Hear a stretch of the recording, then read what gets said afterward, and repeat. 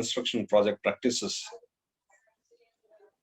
ಬಗ್ಗೆ ಈವರೆಗೆ ಮಾತಾಡ್ಕೊಂಡು ಬಂದಿದೀವಿ. ಅದರಲ್ಲಿ ಬಹಳ ಮುಖ್ಯವಾಗಿ ಅಕೌಂಟ್ಸ್ ಬಗ್ಗೆ ಹೆಚ್ಚು ಒತ್ತು ಕೊಡ್ತಾ ಇದ್ವಿ. ಸೊ ನಾವು ಹಣ ಖರ್ಚು ಮಾಡಿದ್ಮೇಲೆ ಕನ್ಸ್ಟ್ರಕ್ಷನ್ಗೆ ಅದ್ರದ್ದು ಹಣಕಾಸಿನ ನಿರ್ವಹಣೆ, ಹಣವನ್ನ ಹೆಂಗೆ ಲೆಕ್ಕ ಇಟ್ಕೋಬೇಕು ಅನ್ನೋದ್ರ ಬಗ್ಗೆ ನಾವು ಮಾತಾಡ್ತಾ ಇದ್ವಿ. ಸೊ ಲೆಕ್ಕ ಇಟ್ಕೊಳ್ಳೋದು ಒಂದು procedure of the government. So because suppose if you are talking in behalf of the government, so ನಾನು ಒಬ್ಬ ಸರ್ಕಾರಿ ನೌಕರನಾಗಿ, ನಾಳೆ ದಿವಸ ನೀವು ಒಬ್ರು ಸರ್ಕಾರಿ ಅಧಿಕಾರಿಯಾಗಿ, ಸೊ ಇಂಜಿನಿಯರ್ ಆಗಿ, ಸೊ ಜೆಇ ಅಥವಾ ಎಇ ಆಗಿ ಇಲಾಖೆಗೆ ಸೇರ್ಕೊಂಡಾಗ ಸರ್ಕಾರದ ಹಣ ಖರ್ಚು ಮಾಡ್ತಾ ಇರ್ತೀರಾ. ಸರ್ಕಾರದ ಹಣ ಖರ್ಚು ಮಾಡುವಾಗ ಸರ್ಕಾರದ ಹಣವನ್ನ, ಖರ್ಚು ಮಾಡಿದ ಹಣವನ್ನ ಹೆಂಗೆ ಲೆಕ್ಕ ಇಡಬೇಕು, ಯಾವ ತರ ಬರೀಬೇಕು, ಅಥವಾ ಅದಕ್ಕೆ ಯಾವ ಫಾರ್ಮ್ಯಾಟ್ ಯೂಸ್ ಮಾಡ್ಬೇಕು, ಅದಕ್ಕೆ ಕ್ರಮ ಏನು ಅನ್ನೋದ್ರ ಬಗ್ಗೆ ತಿಳುವಳಿಕೆ ಇರಬೇಕು.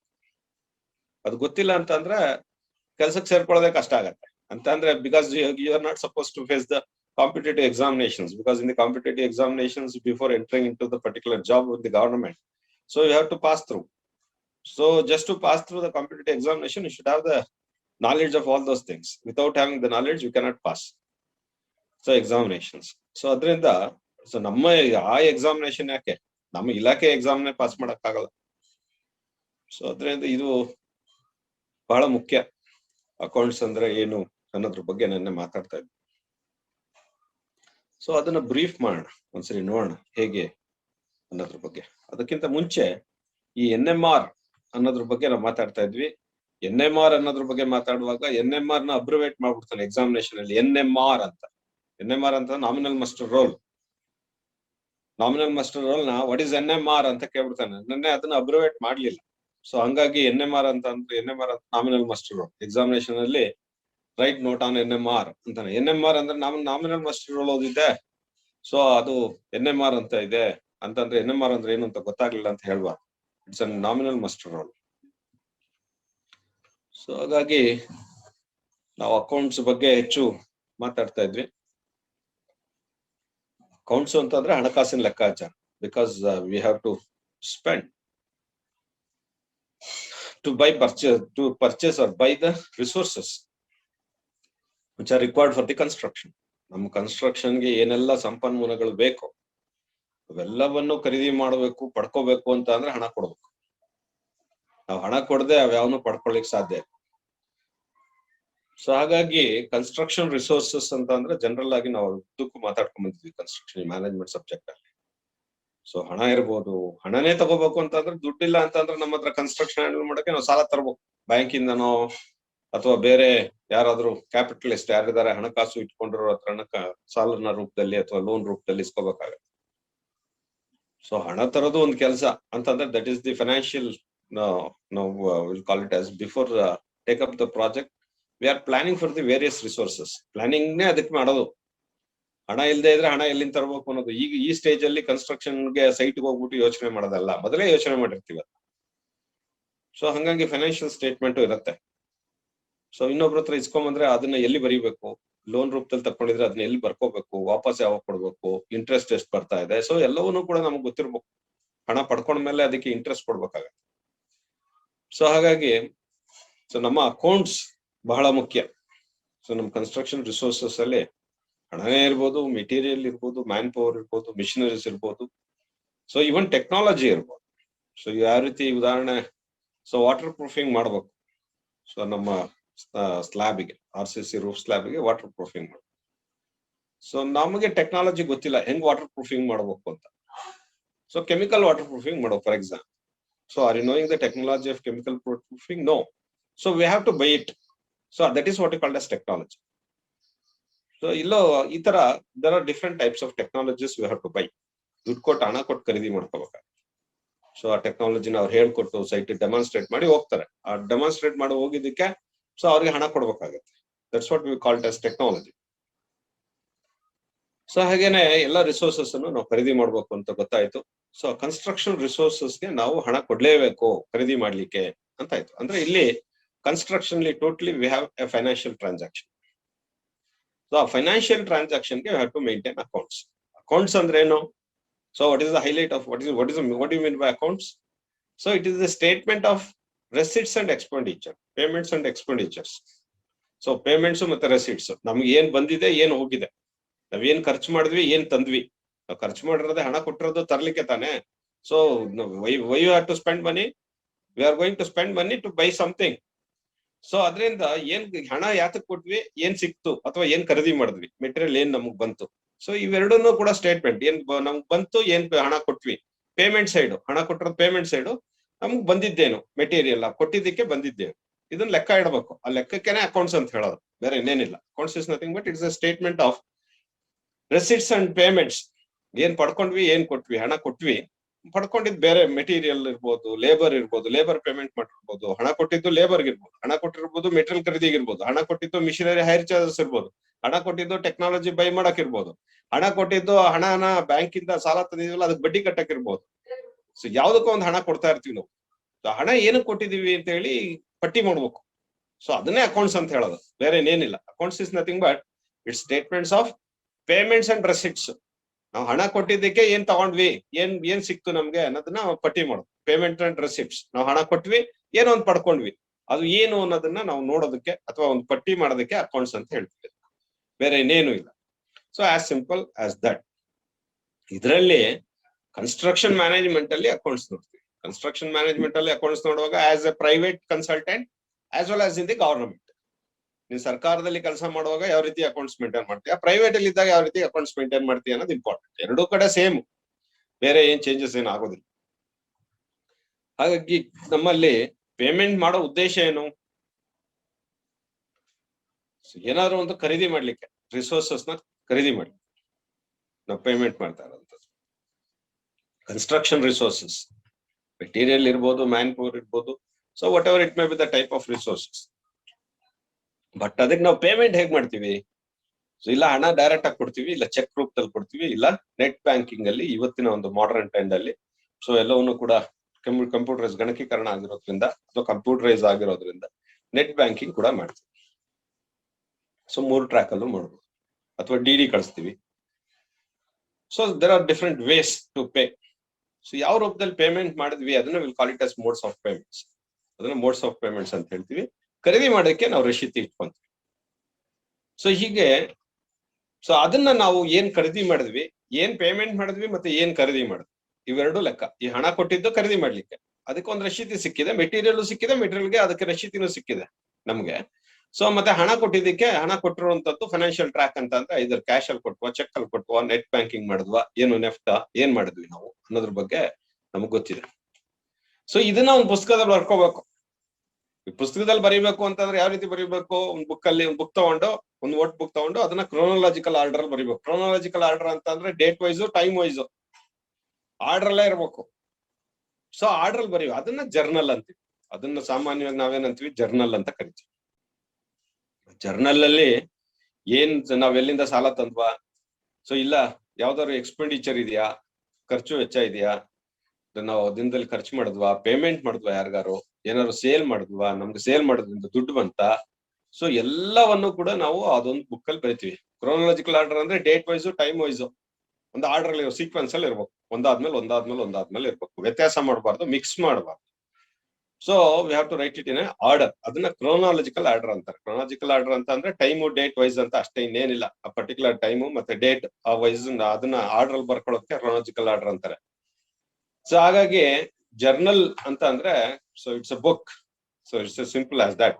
ಸೊ ಜರ್ನಲ್ ಅಂತ ಅಂದ್ರೆ ಡೇ ಅಂತ, ಜರ್ನ್ ಅಂದ್ರೆ ಡೇ ಅಂತ, ಇಟ್ಸ್ ನಮ್ಗೆ ಲ್ಯಾಟಿನ್ ಭಾಷೆಯಲ್ಲಿ.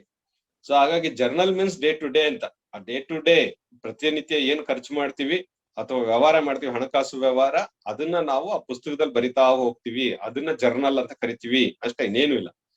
ಆ ಜರ್ನಲ್ ಇಂದ ನಾವು ಲೆಡ್ಜರ್ಗೆ ಟ್ರಾನ್ಸ್ಫರ್ ಮಾಡ್ತೀವಿ. ಜರ್ನಲ್ ಇಂದ ನಾವು ಲೆಡ್ಜರ್ ಎಂಟ್ರಿ ಮಾಡ್ತೀವಿ, ಜರ್ನಲ್ ಇಂದ ಲೆಡ್ಜರ್ಗೆ ನೀಟಾಗಿ ಬರ್ಕೊಂತೀವಿ. So whatever expenditure we are going to make in on daily basis for the towards construction activity, that will be recorded in a chronological order in the journal book. So whatever money we spend, for that money, for the spend, so we will have the material as well as the bills for that. So either it is in the form of a bill or a hand receipt. So suppose if you are making a payment to the labor may not have the bill, so he may simply sign on the receipt. So payment ತಗೊಂಡಿದ್ದಕ್ಕೆ ಅವನ ಹತ್ರ ಏನ್ bill form ಇಟ್ಕೊಂಡಿರ್ತಾನ, ನಾನು ಕೂಲಿ ಮಾಡಿದೀನಿ ಹಂಗಾಗಿ ನನ್ ಕೂಲಿ ಇಷ್ಟ ಆಯ್ತು, ನೀವು ಇಷ್ಟಿಂದ ಹಣ ಪಡ್ಕೊಂಡಿದ್ದೀನಿ, ಬಿಲ್ ಇಶ್ಯೂ ಮಾಡಕ್ ಅವನ ಹತ್ರ ಬಿಲ್ ಫಾರ್ಮ್ ಇರುತ್ತಾ? ಇಲ್ಲ. ಸೊ ಅವನು ಹ್ಯಾಂಡ್ ರಿಶೀಟ್ ಅಲ್ಲಿ ನಾವೇ ಸೈನ್ ಹಾಕ್ಸ್ಕೋಬೇಕಾಗತ್ತೆ. ಸೊ ಇದ್ರಲ್ಲಿ GST ಒಳಪಡುವಂತದ್ದು ಅಥವಾ ಟ್ಯಾಕ್ಸ್ ಗೆ ಒಳಪಡುವಂತದ್ದು ಇಂಡಸ್ಟ್ರಿ ಮೇಡ್ ಯಾವ್ದಿರುತ್ತೆ ಅದನ್ನ ನಾವು ರೆಸಿಟ್ ಮೂಲಕನೇ ತಗೋಬೇಕಾಗತ್ತೆ. ಯಾಕೆ ಅಂತಂದ್ರೆ ಸರ್ಕಾರಕ್ಕೆ ನಾವು ಟ್ಯಾಕ್ಸ್ ಕಟ್ಟಬೇಕಾಗತ್ತೆ. ಟ್ಯಾಕ್ಸ್ ಕಟ್ಟದೆ ನಾವು ಖರೀದಿ ಮಾಡಿದ್ರೆ ಮೆಟೀರಿಯಲ್ ನ ಅದು ಕಾನೂನಿಗೆ ಅಪರಾಧ ಆಗತ್ತೆ. ಆ ಕಾರಣಕ್ಕೆ ಸೊ ನಾವು ಏನೇ ಮೆಟೀರಿಯಲ್ ಖರೀದಿ ಮಾಡಿದ್ರು industrial made material, whatever material we are going to purchase for the construction, so we have to purchase the material against to the bill. Without bill, suppose if you take the material by paying the cash without bill, that is fake, or otherwise we are cheating the government. So that is actually illegal procedure. So hangagi ಸರ್ಕಾರ ಒಪ್ಪಲ್ಲ, ಅದನ್ನ illegal ಅಂತ ಹೇಳುತ್ತೆ. ಸರ್ಕಾರ ಅದನ್ನ ಮಾನ್ಯ ಮಾಡೋದಿಲ್ಲ. So ಸಿಕ್ಕ ಬಿದ್ರೆ ಅದಕ್ಕೆ ಪೆನಾಲ್ಟಿ ಕಟ್ಸುತ್ತೆ ಸರ್ಕಾರ. ಹಾಗಾಗಿ ನಮ್ಮಲ್ಲಿ ಲೆಡ್ಜರ್ ಅನ್ನೋದಕ್ಕೆ ಜರ್ನಲ್ ಬುಕ್ ಇಂದ ನಾವು ಆ ಒಂದು ಹಣ ಕೊಟ್ಟಿದ್ದಕ್ಕೆ ನಮ್ಗೆ ರಶೀತಿ ಸಿಕ್ಕಿರತ್ತೆ. ಆ ರಶೀತಿನ ನಾವು ಜರ್ನಲ್ ಅಲ್ಲಿ ಎಂಟ್ರಿ ಮಾಡಿರ್ತೀವಿ. ರಶೀತಿ ನಂಬರ್, ಏನ್ ಖರೀದಿ ಮಾಡಿದ್ದು, ಸೊ ಯಾವ ಡೇಟ್ ಅಲ್ಲಿ ಖರೀದಿ ಮಾಡಿದ್ದು, ಸೊ ರಶೀತಿ ನಂಬರ್ ಏನು, ಏನ್ ಮೆಟೀರಿಯಲ್ ಖರೀದಿ ಮಾಡಿದ್ದು, ಅದಕ್ಕೆ ಎಷ್ಟು ಮೆಟೀರಿಯಲ್ ಕಾಸ್ಟ್ ಎಷ್ಟು ಅನ್ನೋದನ್ನ ಒಂದ್ ಸೈಡ್ ಅಲ್ಲಿ ಬರ್ಕೊಂಡಿರ್ತೀವಿ. ಸೊ ಪೇಮೆಂಟ್ ಮಾಡಿದ್ರೆ ಪೇಮೆಂಟ್ ಯಾವ ದಿನದಲ್ಲಿ ಯಾರಿಗ್ ಮಾಡಿದ್ದು, ಯಾಕಾಗ್ ಮಾಡಿದ್ದು, ಅದ್ರ ಚೆಕ್ ಡೀಟೇಲ್ಸ್ ಏನು, ಅಥವಾ ಕ್ಯಾಶ್ ಕೊಟ್ಟಿದ್ರೆ ಕ್ಯಾಶ್, ಚೆಕ್ ಕೊಟ್ಟಿದ್ರೆ ಚೆಕ್, ಅಥವಾ ನೆಫ್ಟ್ ಮಾಡಿದ್ರೆ ನೆಫ್ಟಾ, ಅದು UTR ನಂಬರ್ ಏನು. ಸೊ ಇದನ್ನೆಲ್ಲವನ್ನು ಕೂಡ ನಾವು ಬರ್ಕೊಂತೀವಿ. ಅದರಲ್ಲಿ ಸಾಮಾನ್ಯವಾಗಿ ಒಂದಾದ್ಮೇಲೆ ಆರ್ಡರ್ ಬರ್ಕೊಂಡು ಹೋಗ್ತೀವಿ. ಸೊ ಅದು ಜರ್ನಲ್. ಸೊ ಇಟ್ಟಿಗೆ ಕೊಟ್ಟಿದ್ರೆ ಒಬ್ಬ ಪೇಮೆಂಟ್ ಬ್ರಿಕ್ ಸಪ್ಲೈಯರ್ ಕೊಟ್ಟಿದ್ರೆ ಅದು ಬ್ರಿಕ್ ಸಪ್ಲೈಯರ್ ಅಂತ ಕೊಟ್ಟಿದೀವಿ ಅಂತ ಬರ್ಕೊಂತೀವಿ. ನೆಕ್ಸ್ಟ್ ಇನ್ನೊಬ್ಬ ಬರ್ತಾನೆ, ದುಡ್ಡು ಬೇಕು ಅಂತ ಹೇಳಿ ಮರಳು ಕೊಟ್ಟವನು, ಆ ಮರಳುಗನ್ನು ಕೊಡ್ತೀವಿ ದುಡ್ಡು, ಒಂದ್ ಚೆಕ್. ಸೊ ಸಿಮೆಂಟ್ ಅವ್ನು ಬರ್ತಾನೆ, ನೆಕ್ಸ್ಟ್ ಸಿಮೆಂಟ್. ಎಲ್ಲವನ್ನೂ ಕೂಡ ಈ ಕ್ರೋನಾಲಜಿಕಲ್ ಆರ್ಡರ್ ಒಬ್ಬರಾದ್ಮೇಲೆ ಒಬ್ಬ ಜರ್ನಲ್ ಬರ್ಕೊಂತೀವಿ. ಇದನ್ನ ನಾವು ಲೆಡ್ಜರ್ ಎಂಟ್ರಿ ತಗೊಂತೀವಿ. ಲೆಡ್ಜರ್ ಎಂಟ್ರಿ ಆದ್ಮೇಲೆ ಅಂದ್ರೆ we are going to transfer all the financial data of the transaction to a journal, from journal to a ledger. From the ledger, so similar to that of journal, ledger is similar to that of the journal is similar, ledger is similar to that of journal, but only difference is it is single column, it is double column. Single column ಅಂದ್ರೆ serial ಆಗಿ ಬರ್ಕೊಂಡು ಹೋಗ್ತೀವಿ ಒಂದಾದ್ಮೇಲೆ ಒಂದು, but ಇಲ್ಲಿ double column ಅಲ್ಲಿ ಇಲ್ಲಿ payment side receipt side ಎರಡು ಇರುತ್ತೆ. Left side receipt side, right side payment side ಇರುತ್ತೆ. ಎರಡು ಡಬಲ್ ಕಾಲಮ್ ಸಿಸ್ಟಮ್ ಇಲ್ಲಿ ಲೆಡ್ಜರ್. ಇಲ್ಲಿ ಇದು ಸಿಂಗಲ್ ಕಾಲಮ್ ಸಿಸ್ಟಮ್ ಅಷ್ಟೇ, ಇನ್ನೇನ್ ಡಿಫರೆನ್ಸ್ ಇಲ್ಲ. Journal is a single column, ledger is a double column system. So ನಮ್ಮಲ್ಲಿ ನಾವು ಮಾತಾಡಿದ್ವಲ್ಲ, ನೆನ್ನೆ ಎಲ್ಲ ಮಾತಾಡಿದ್ವಲ್ಲ ಡೇ ಬುಕ್ ಅಂತ ಹೇಳಿ. ಸೊ ಇದನ್ನ ನಾವು ಲೆಡ್ಜರ್ ಅಂತಾನೆ ತಗೋಣ. ಈ ಲೆಡ್ಜರ್ ಅಲ್ಲಿ ರೆಸಿಟ್ಸ್ ಏನಿದೆ, ಪೇಮೆಂಟ್ಸ್ ಏನಿದೆ, ಇದು ಡಬಲ್ ಕಾಲಮ್. ಇದು ಡಬಲ್ ಕಾಲಮ್ ಸಿಸ್ಟಮ್ ಅಲ್ಲಿ ಎಂಟ್ರಿ ಮಾಡ್ತೀವಿ. ಜರ್ನಲ್ ಅಲ್ಲಿ ಸಿಂಗಲ್ ಕಾಲಮ್ ಇರುತ್ತೆ, ಸುಮ್ಮನೆ ಸೀರಿಯಲ್ ಆಗಿ ಬರ್ಕೊಂಡು ಹೋಗೋದಷ್ಟೇ. ಸೊ ಹಂಗಾಗಿ journal entry is transferred to the journal data, the financial data is transferred to a ledger. From the ledger we are going to transfer to the ledger account. So ledger account ಅಂದ್ರೆ ಏನು ಅಂತಂದ್ರೆ, ಈಗ ಉದಾಹರಣೆ journal ಅಲ್ಲಿ ಇಟ್ಟಿಗೆಗೆ, ಮರಳಿಗೆ, ಸಿಮೆಂಟ್ಗೆ, ಸ್ಟೀಲ್ಗೆ, ಲೇಬರ್ಗೆ ಅನ್ಕೊಂಡು ಬರ್ಕೊಂಡ್ ಬರ್ತೀವಿ. ಇವತ್ತು payment ಮಾಡ್ಕೊಂಡ್ ಬಂದಿದ್ದೀವಿ, ಇಷ್ಟಿಷ್ಟು ಅನ್ಕೊಂಡು ಒಂದ್ರ ಕೆಳಗಡೆ ಬರ್ಕೊಂಡ್ ಬರ್ತೀವಿ. ಇದನ್ನ ನಾವು ಇಲ್ಲಿ ನಾವು ಕೊಟ್ಟಿರೋದು ಹೌದು, ಮೆಟೀರಿಯಲ್ ಬಂದಿರೋದು ಏನ್ ನಮ್ಗೆ ಪಡ್ಕೊಂಡ್ವಿ ಮತ್ತೆ ಯಾರಿಗೆ ಕೊಟ್ವಿ, ಮೆಟೀರಿಯಲ್ ಏನ್ ಬಂತು, ಇದನ್ನ ಡಬಲ್ ಕಾಲಮ್ ಎಂಟ್ರಿಯಲ್ಲಿ ರೆಸಿಟ್ಸ್ ಅಂಡ್ ಪೇಮೆಂಟ್ಸ್ ನಾವು ಮಾಡ್ಕೊಂತೀವಿ. ಇಲ್ಲಿ receipt side and payment side ಬರ್ಕೊಂತೀವಿ, ನಮ್ಗೆ ಏನ್ ಬಂತು, ಏನ್ ಕೊಟ್ವಿ ಅನ್ನೋದು. ಸೊ ಇದನ್ನೇ ನಾವು ಮತ್ತೆ ಲೆಡ್ಜರ್ ಅಕೌಂಟ್ ತಗೊಂತೀವಿ. ಲೆಡ್ಜರ್ ಅಕೌಂಟ್ಗೆ ಅಂತ ಅಂದ್ರೆ ಏನು, particular head of account, particular head. ಇಲ್ಲಿ ನಾವೇನ್ ಮಾಡಿದ್ವಿ, ಫೈನಾನ್ಷಿಯಲ್ ಕ್ರೈಸಿಸ್ ಕನ್ಸಿಡರೇಷನ್ ಅಲ್ಲಿ ಆಸ್ತಿ ವಿವರ, ನಾವು ಆಸ್ತಿ ಖರೀದಿ ಮಾಡುವ, ಲಯಬಿಲಿಟಿ ಯಾವ್ದಾದ್ರು ಸಾಲ ತಂದ್ವಾ, ಸ್ಟಾಕ್ ಹೋಲ್ಡರ್ಸ್ ಇತ್ತು, ಇಕ್ವಿಟಿ ಇತ್ತ, ರೆವಿನ್ಯೂ ಇತ್ತ, ಎಕ್ಸ್ಪೆಂಡಿಚರ್ ಅಂತ ಬರ್ದಿದ್ವಿ. ಇದು ರಿಗಾರ್ಡಿಂಗ್ ವಿತ್ ಫೈನಾನ್ಸ್, ಹಣಕಾಸು ವ್ಯವಹಾರದ ಬಗ್ಗೆ ಮಾತಾಡ್ತಿರೋದು. ಆ ಪ್ರಾಜೆಕ್ಟ್ ಬಗ್ಗೆ ಮಾತಾಡಿದ್ರೆ, ಈಗ ಉದಾಹರಣೆ ಈ ಒಂದು ಪ್ರಾಜೆಕ್ಟ್ ಅಲ್ಲಿ ಏನೇನ್ ಮೆಟೀರಿಯಲ್ ತಂದ್ರೆ ಅದನ್ನೇ ಹೆಡ್ ಮಾಡ್ಕೋಬಹುದು. ಈಗ ಇಟ್ಟಿಗೆಗೆ ಒಂದ್ ಪೇಜು, ಸೊ ಮರಳಿಗೆ ಒಂದ್ ಪೇಜು, ಸ್ಟೀಲ್ಗೆ ಒಂದ್ ಪೇಜು, ಈ ತರ ಬೇರೆ ಬೇರೆ ಹೆಡ್ಸ್ ಅಲ್ಲಿ ಅಕೌಂಟ್ ಅನ್ನು ಟ್ರಾನ್ಸ್ಫರ್. ನಾವು ಟ್ರಾನ್ಸಾಕ್ಷನ್ ಮಾಡ್ತಿರೋದು ಮೆಟೀರಿಯಲ್ ಖರೀದಿ ಮಾಡಕ್ಕೆ ಲೇಬರ್ ಪೇಮೆಂಟ್ ಒಂದ್ ಪೇಜು. ಲೇಬರ್ ಪೇಮೆಂಟ್ ಎಲ್ಲೂ ಕಾರ್ಪೆಂಟರ್ಗೆ ಎಷ್ಟು ಕೊಡ್ವಿ, ಅದ್ರೊಳಗಡೆ ಮತ್ತೆ ಬೈಫರ್ಕೇಶನ್ ಲೇಬರ್ ಪೇಮೆಂಟ್ ಅಲ್ಲಿ.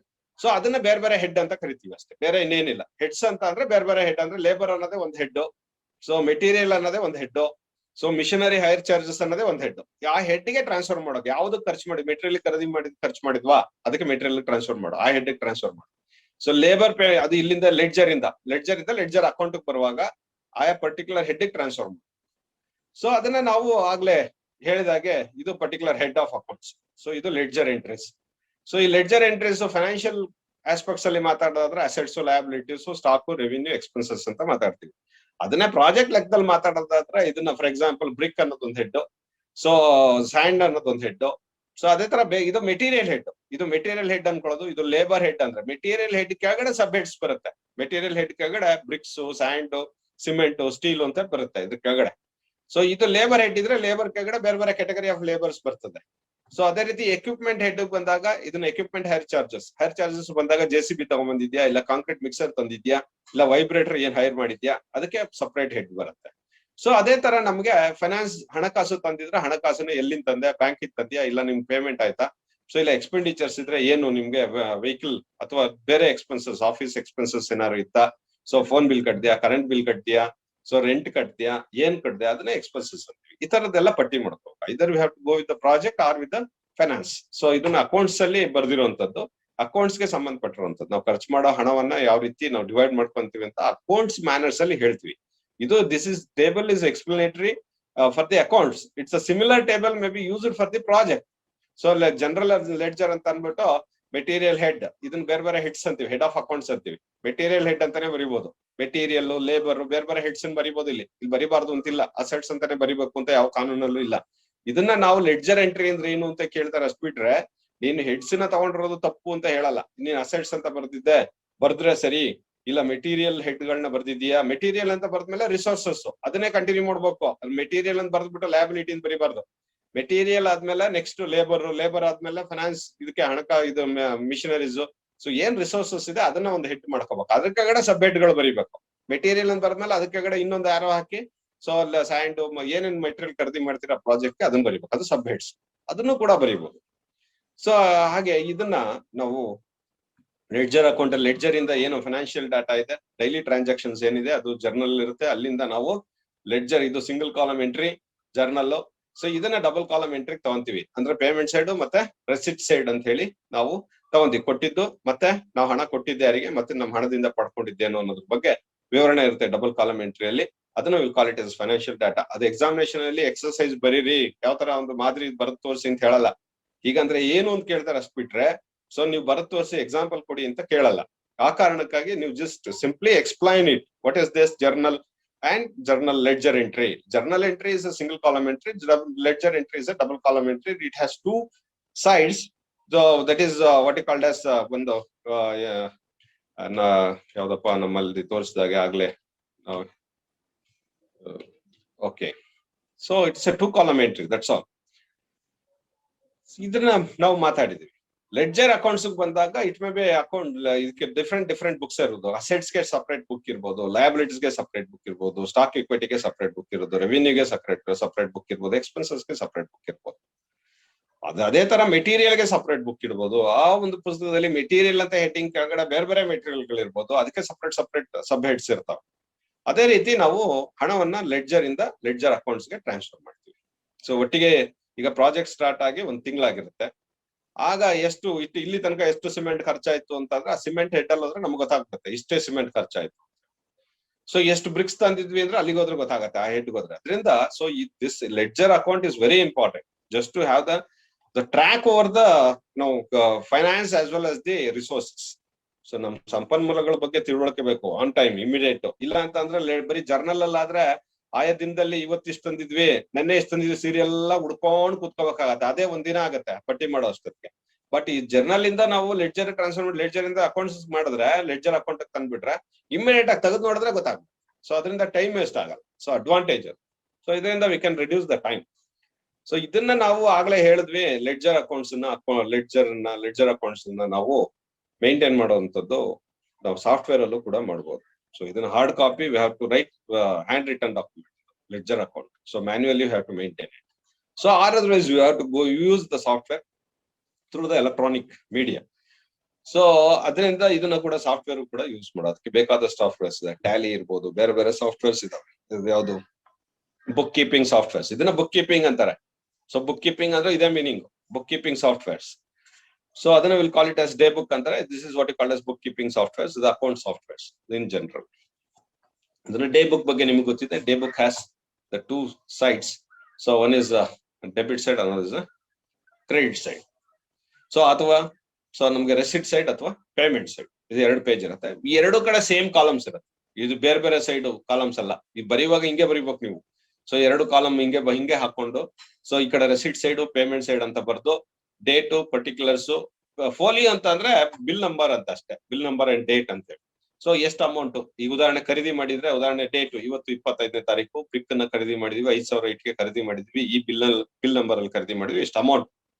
ಸೊ ಅದ್ರಲ್ಲಿ ಪರ್ಟಿಕ್ಯುಲರ್ಸ್ ಇರುತ್ತೆ ಬ್ರಿಕ್ ಅಲ್ಲಿ, ಬಿಲ್ ಅಲ್ಲಿ ಎಷ್ಟು ಬ್ರಿಕ್, ಒಂದ್ ಬ್ರಿಕ್ ಗೆ ಎಷ್ಟು ಕಾಸ್ಟ್, ಸೊ ಅದಕ್ಕೆ ಟ್ರಾನ್ಸ್ಪೋರ್ಟೇಷನ್ ಆಡ್ ಆಗಿದೆಯಾ, ಇಲ್ಲ ಹೇಗ್ ತಗೊಂಡ್ವಿ, GST ಆಡ್ ಆಗಿದೆಯಾ, ಟ್ಯಾಕ್ಸ್ ಆಡ್ ಆಗಿದೆಯಾ, ಎಲ್ಲ ಬಿಲ್ ಅಲ್ಲಿ ಇರುತ್ತೆ.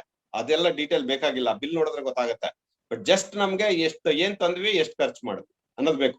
ಅಕಸ್ಮಾತ್ ಅದಕ್ಕೆ ಪೇಮೆಂಟ್ ಮಾಡಿದ್ರೆ, ಈಗ ಬ್ರಿಕ್ ಗೆ ಪೇಮೆಂಟ್ ಮಾಡಿದ್ವಿ, ಚೆಕ್ ನಂಬರ್ ಇಂಥದ್ದು ಇಷ್ಟು ರೂಪಾಯಿ, 5,000 ರೂಪಾಯಿ ಇಟ್ಗೆ ತಂದಿದ್ವಿ, 5,000 ರೂಪಾಯಿ ದುಡ್ಡು ಕೊಟ್ವಿ, ಇಲ್ಲಿ ಬರ್ಕೋಬೇಕು, ಈ ಕಡೆ ಪೇಮೆಂಟ್ ಸೈಡ್ ಅಲ್ಲಿ ಬರ್ಕೋಬೇಕು, ಈ ಕಡೆ ಬಂದಿದ್ದು ಇನ್ನು ಇಟ್ಗೆ ಖರೀದಿ ಮಾಡಿದ್ದು ಈ ಕಡೆ ಬರ್ಕೋಬೇಕು. ಸೊ ಹಾಗಾಗಿ ಇದು double column entry.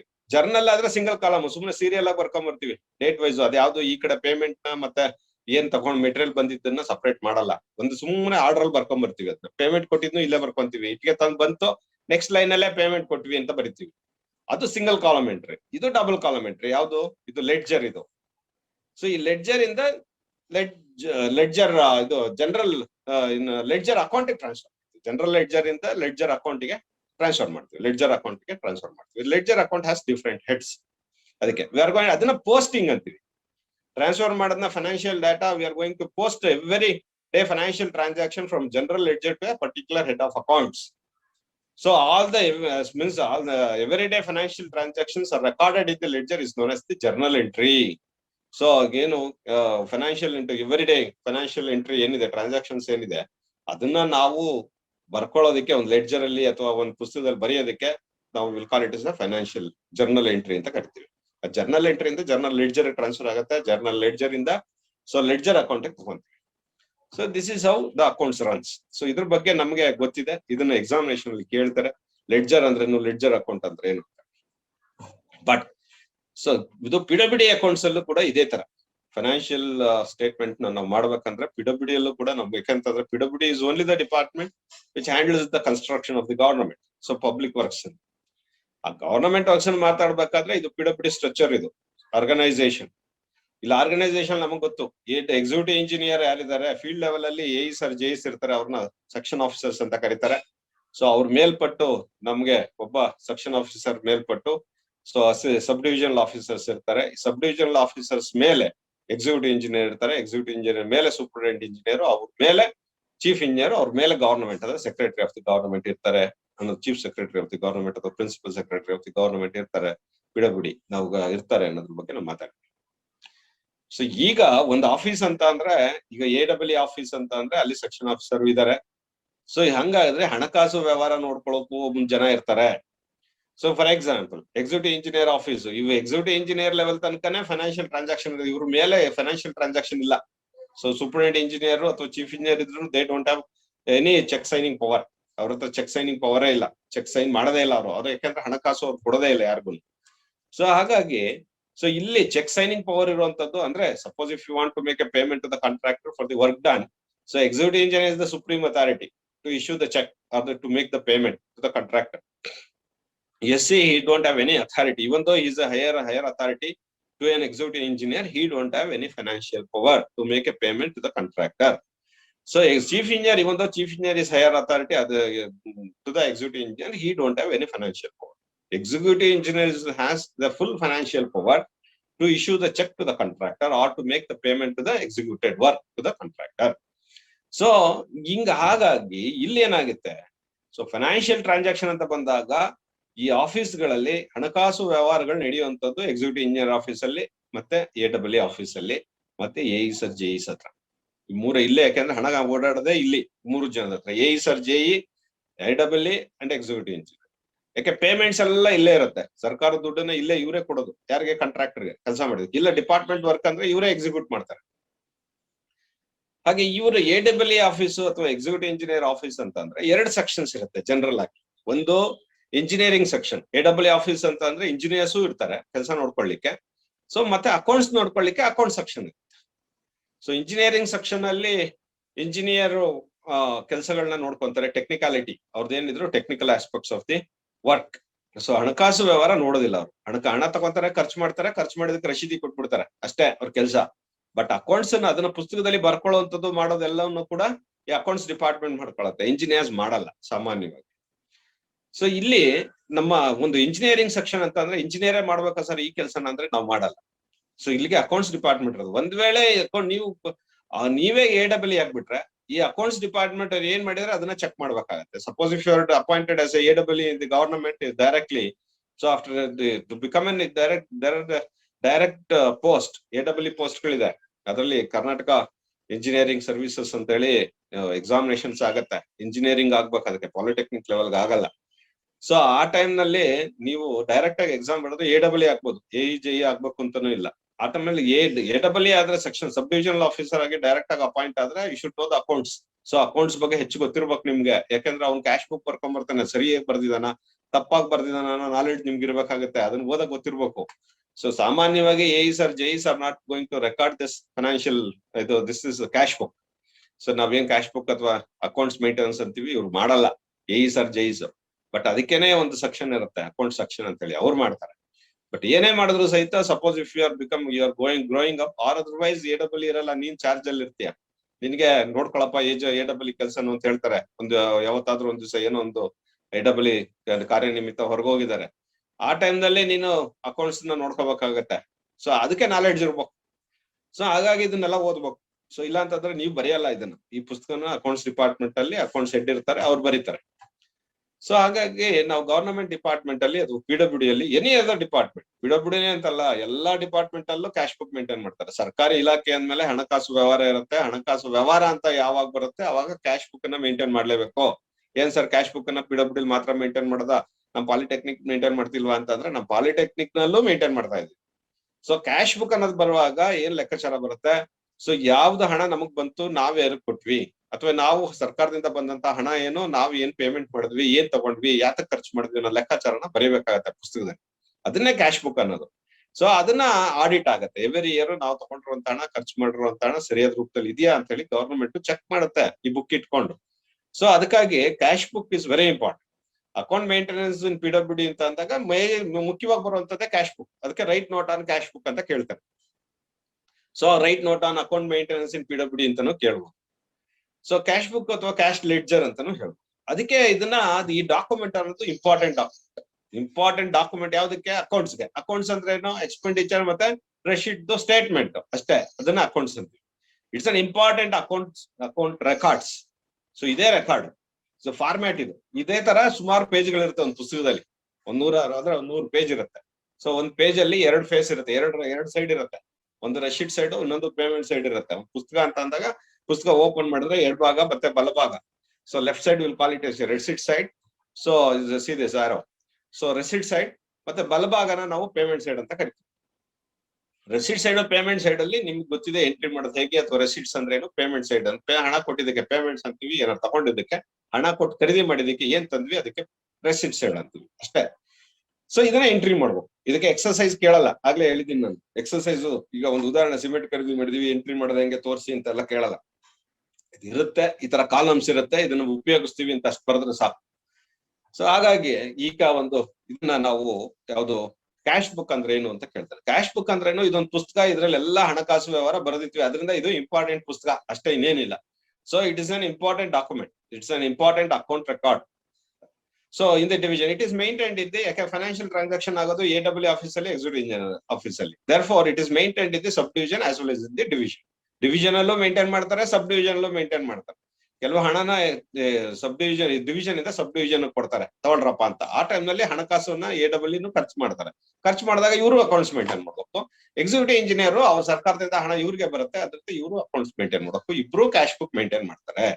So executive engineer ಮಾಡ್ತಾರೆ. ಸೊ ಸೂಪರಿಂಟೆಂಡೆಂಟ್ ಇಂಜಿನಿಯರ್ ಮಾಡಲ್ವಾ, CE ಮಾಡಲ್ವಾ ಅಂದ್ರೆ ಅವರು ಮಾಡ್ತಾರೆ. ಅವು some petty expenses, office expenses ಇರುತ್ತೆ, ಟೆಲಿಫೋನ್ ಬಿಲ್ ಕಟ್ಟೋದು, ಕರೆಂಟ್ ಬಿಲ್ ಕಟ್ಟೋದು, ಈ ತರದ ಖರ್ಚು ಇರುತ್ತೆ, ಅದನ್ನು ಬರೀತಾರೆ, ಅವರು ಮೇಂಟೈನ್ ಮಾಡ್ತಾರೆ. ಬಟ್ ಕನ್ಸ್ಟ್ರಕ್ಷನ್ ಪೇಮೆಂಟ್ ಮಾಡಲ್ಲ ಅವರು. ನಾವು ಮಾಡ್ತಿರೋದು ಕನ್ಸ್ಟ್ರಕ್ಷನ್ ಪೇಮೆಂಟ್ ಬಗ್ಗೆ ಮಾತಾಡ್ತಿರೋದು. ಅದರಿಂದ superintendent engineer, executive chief engineer ಬಗ್ಗೆ ಮಾತಾಡ್ತಾ ಇಲ್ಲ ಇಲ್ಲಿ. ಸೊ ಅವರು ಕ್ಯಾಶ್ ಬುಕ್ ಮೇಂಟೈನ್ ಮಾಡಲ್ವಾ ಅವ್ರ ಆಫೀಸ್ ಅಲ್ಲಿ ಸರ್ ಅಂದ್ರೆ ಮಾಡ್ತಾರ ಅವ್ರು. ಸೊ ಅವರು ಕ್ಯಾಶ್ ಬುಕ್ ಮೇಂಟೈನ್ ಮಾಡೋದು ಸದ್ಯ ಜಸ್ಟ್ ಒಂದು ನೀರಿನ ಒಂದು ವ್ಯವಸ್ಥೆಗೆ ಯಾವ್ದೋ ಒಂದು ಬೋರ್ವೆಲ್ದು ಹಣ ಕಟ್ಬೇಕು, ಅಥವಾ ಒಂದು ಕರೆಂಟ್ ಬಿಲ್, ಅವ್ರ ಆಫೀಸ್ದು ಕರೆಂಟ್ ಬಿಲ್ ಕಟ್ಬೇಕು, ಇಲ್ಲ ಕ್ಲೀನಿಂಗ್ ಚಾರ್ಜಸ್ ಯಾವ್ದೋ ಇರುತ್ತೆ ಅದು ಕಟ್ಬೇಕು, ಆ ತರದ್ದು ಬರೀತಾರೆ. ಕನ್ಸ್ಟ್ರಕ್ಷನ್ ಪೇಮೆಂಟ್ ಮಾಡಿರೋದು ಬರೆಯಲ್ಲ ಇವರು. ಕನ್ಸ್ಟ್ರಕ್ಷನ್ ಸಂಬಂಧಪಟ್ಟ ಪೇಮೆಂಟ್ ಮಾಡಿರೋರು ಎಕ್ಸಿಕ್ಯೂಟಿವ್ ಇಂಜಿನಿಯರ್ ಮತ್ತೆ AEE ಇವ್ರುಗಳು ಬರೀತಾರೆ. ಅದರಿಂದ ಈ ಪುಸ್ತಕದಲ್ಲಿ ಕನ್ಸ್ಟ್ರಕ್ಷನ್ ಸಂಬಂಧಪಟ್ಟಂಗೆ ಹೇಳ್ತಿರೋದು ನಾವು. ಅದಕ್ಕಾಗಿ ಸೊ ಲೆಡ್ಜರ್ ಅಕೌಂಟ್ ಅಲ್ಲಿ ಸಾರಿ ಕ್ಯಾಶ್ ಬುಕ್ ಅನ್ನ ಹೇಗೆ ಅಂದ್ರೆ ಕ್ಯಾಶ್ ಬುಕ್ ಅಂದ್ರೆ ಏನು ಅಂತ ಕೇಳ್ತಾರೆ. ಕ್ಯಾಶ್ ಬುಕ್ ಅಂತಂದ್ರೆ write note on cash book ಅಂದ್ರೆ cash book is an important document. ಅದು ರೆಕಾರ್ಡ್ ಅಂದ್ರೆ ಫೈನಾನ್ಷಿಯಲ್ ಡಾಕ್ಯುಮೆಂಟ್ ಅಥವಾ accounts record. So it is maintained in the division as well as in the sub division. So ಅದನ್ನ ಬರೆಯಬೇಕು. So this is a form number 1 PW accounts ಪ್ರಕಾರ. This is form number 1 of PW accounts. So ಇದ್ರದ್ದು form number ಆಗ್ಲೇ bills ಗಳಲ್ಲಿ ಹೇಳ್ತಾ ಇದ್ವಲ್ಲ, bills ಅಲ್ಲಿ form number 24, 25, 26 ಅಂತ ಹೇಳ್ತಿದ್ವಲ್ಲ, ಅದೇ ರೀತಿ ಇದ್ರದ್ದು ಫಾರಂ ನಂಬರ್ ಎಷ್ಟಪ್ಪ ಅಂತ ಕೇಳಿದ್ರೆ PW ಅಲ್ಲಿ PW ಅಕೌಂಟ್ಸ್ ಪ್ರಕಾರ this is form number 1. So therefore this book keeping or otherwise cash book is maintained in the form number 1. ಇದನ್ನ ಒಂದು ಪುಸ್ತಕವಾಗಿ ಕನ್ವರ್ಟ್ ಮಾಡಿರ್ತಾರೆ. ಒಂದ್ 100 ಶೀಟ್ ಹಾಕಿ ಒಂದು ಬುಕ್ ಮಾಡಿರ್ತಾರೆ ಅಷ್ಟೇ. ಈ ಫಾರಂಗಳಿರುತ್ತೆ, ಈ ತರ ಒಂದು 100 ಫಾರಂ ಹಾಕ್ಬಿಟ್ಟು ಒಂದು ಪುಸ್ತಕ ಮಾಡಿರ್ತಾರೆ. ಸೊ ಅದನ್ನ ನಮ್ಗೆ ಅಕೌಂಟ್ಸ್ ಬುಕ್ ಅಂತ ಕರಿತೀವಿ, ಕ್ಯಾಶ್ ಬುಕ್ ಅಂತ ಕರಿತೀವಿ, ಅಷ್ಟೇ, ಇನ್ನೇನಿಲ್ಲ. ಸೊ ಈ ತರ ಫಾರಮ್ಸ್ ಇರುತ್ತೆ. ಸೊ ಆ ಫಾರಮ್ಸ್ ನ 100 ಫಾರಂ ಮಾಡಿ ಒಂದು ಬುಕ್ ಮಾಡಿರ್ತೀವಿ. Therefore it is called as a cash book ಆಗುತ್ತೆ. ಇಲ್ಲ ಅಂತಂದ್ರೆ ಇದೊಂದು ಶೀಟ್ ಆಗುತ್ತೆ. So this is form number 1. This accounts will be maintained in the PW accounts 1. So ಇದರಲ್ಲಿ left side and right side ಆಗ್ಲೇ ಹೇಳ್ದಂಗೆ receipt side and payment side ಇರುತ್ತೆ. This are all the columns. ಏನಂತ date, bill number, ಎಲ್ಲಿಂದ ಬಂತು, ಎಷ್ಟು amount, ಎಷ್ಟು classifications, ಏನಾದ್ರು ರಿಮಾರ್ಕ್ಸ್ ಇದ್ರೆ ರಿಮಾರ್ಕ್ಸ್, ಇಷ್ಟೇ ಅದ್ರಲ್ಲಿ ಕಾಲಮ್ ಇರೋದು. ಸೊ ಅದೇ ರೀತಿ ಈ ಕಡೆ ಬಂದಾಗ ಸೇಮ್ ಕಾಲಮ್ಸ್ ಇರುತ್ತೆ. ಅಮೌಂಟ್ ಎಷ್ಟು ಕ್ಯಾಶ್ ಕೊಟ್ಟು ತಂದ್ವಿ ಅನ್ನೋದು ಬರೀಬೇಕಾಗುತ್ತೆ. ರಶೀಟ್ ಅಲ್ಲಿ ಎಷ್ಟು ಕ್ಯಾಶ್ ಕೊಟ್ವಿ ಅಂತ ಬರೀಬೇಕಾಗುತ್ತೆ. ಬಟ್ ಇಲ್ಲಿ ಉದಾಹರಣೆ ಹೇಳೋದಾದ್ರೆ, ಇಲ್ಲಿ ನಾವು ಯಾವ್ದೋ ಒಂದು ಬಿಲ್ ತೋರಿಸಿದ್ವಿ. ಈ ಬಿಲ್ ಅಲ್ಲಿ ನಾವು 8,32,25,000 ಇದೆ. ಸಿಮೆಂಟ್ ಮತ್ತೆ ನಾವು ಸಿರಾಮಿಕ್ ಟೈಲ್ಸ್ ನ ಖರೀದಿ ಮಾಡಿರುವಂತದ್ದು. ಇಲ್ಲಿ ಎಂಟ್ರಿ ಮಾಡುವಾಗ ಇಲ್ಲಿ ನಾವು ಈ ಒಂದು ಕ್ಯಾಶ್ ಬುಕ್ ಅಲ್ಲೇ 35 ಲಕ್ಷ ಅಥವಾ 32 ಲಕ್ಷ ಅಂತ ಬರಿತೀವಿ ಅಷ್ಟೇ. ಇಲ್ಲಿ